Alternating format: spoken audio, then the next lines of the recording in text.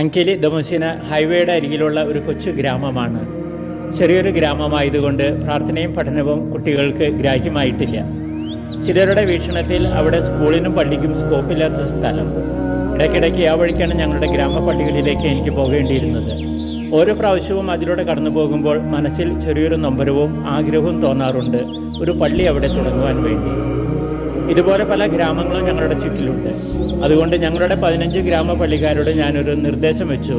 ഓരോ ഗ്രാമപള്ളിയും പള്ളിയില്ലാത്ത മറ്റൊരു ഗ്രാമം ദത്തെടുക്കണമെന്ന്, ഓരോ പള്ളിക്കും മറ്റൊരു കുരിശുപള്ളി വേണമെന്ന്. ചില പള്ളിക്കാർ അത് ഗൗരവമായി എടുത്തു. അതിലൊന്നാണ് അൻസിക്കീത പള്ളി. അൻസിക്കീത പള്ളിയുടെ കാറ്റക്കിസ്റ്റ് റക്കുത്തുവിൻ്റെ ഉത്സാഹത്തിലാണ് അവരുടെ നാട്ടിൽ വർഷങ്ങൾക്ക് മുൻപ് ഒരു പള്ളി ഉണ്ടായത്. അദ്ദേഹത്തിൻ്റെ കുടുംബം തന്നെ അങ്കിലി ദമുസിനയിലും പള്ളിയുണ്ടാകുവാൻ മുൻകൈ എടുത്തു. റക്കുത്തുവിൻ്റെ മകൻ വിക്ടർ അവിടെ പുതിയ കാറ്റക്കിസ്റ്റ് ആകുവാൻ സ്വയം മുന്നോട്ട് വന്നു. അങ്കിലി ദമുസിന ഗ്രാമക്കാർക്ക് പുതിയൊരു ജീവൻ ലഭിച്ചതുപോലെയായി. ഒരു ദിവസം അൻസിക്കീത ഗ്രാമക്കാരുടെ ഉത്സാഹത്തിൽ ഞങ്ങൾ അവിടെ ഭവന സന്ദർശനം നടത്തി. ഗ്രാമത്തിലെ കാരണവന്മാർ അന്ന് തന്നെ പള്ളിക്കായി സ്ഥലം ദാനം ചെയ്തു. കൂദാശകളെക്കുറിച്ചോ വിശുദ്ധ കുർബാനയെക്കുറിച്ചോ ഗ്രാമവാസികൾക്ക് വലിയ പരിജ്ഞാനമില്ലെങ്കിലും അൻസിക്കീത ഗ്രാമക്കാരുടെ സഹകരണത്തിൽ തുറസായൊരു സ്ഥലത്ത് ഞങ്ങൾ അങ്കിലി ദമുസിനയിലെ ആദ്യത്തെ കുർബാനയ്ക്കായി ഒത്തുചേർന്നു. മഹാബുവിലേക്ക് സ്ഥലം മാറിപ്പോകുന്ന ജിൻഡോച്ചന് പകരമായി ബേത്താലത്താല ഇടവകയെ സഹായിക്കാൻ വന്ന സെബിയച്ചനും ഗ്രാമക്കാരുടെ സന്തോഷത്തിൽ പങ്കുചേർന്നു.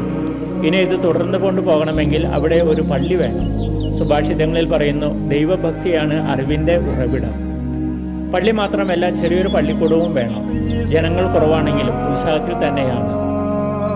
മുൻകൂട്ടി നിശ്ചയിച്ചതനുസരിച്ച് ഒരു ദിവസം ഞങ്ങൾ എല്ലാവരും ഒത്തുകൂടി പള്ളിക്കുള്ള സ്ഥലം വൃത്തിയാക്കി. മരത്തണലിൽ ഒരുമിച്ചിരുന്ന് ഭക്ഷണം കഴിക്കുകയും ഇനി എന്തു വേണമെന്ന് കൂടി ആലോചിക്കുകയും ചെയ്തു.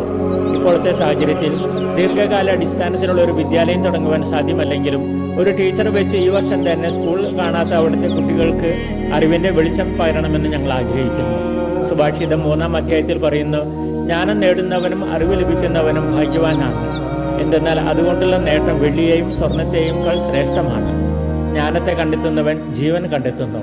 മഡഗാസ്കറിൽ നിന്നും ഫാദർ ജോൺസൺ തളിയത്ത്.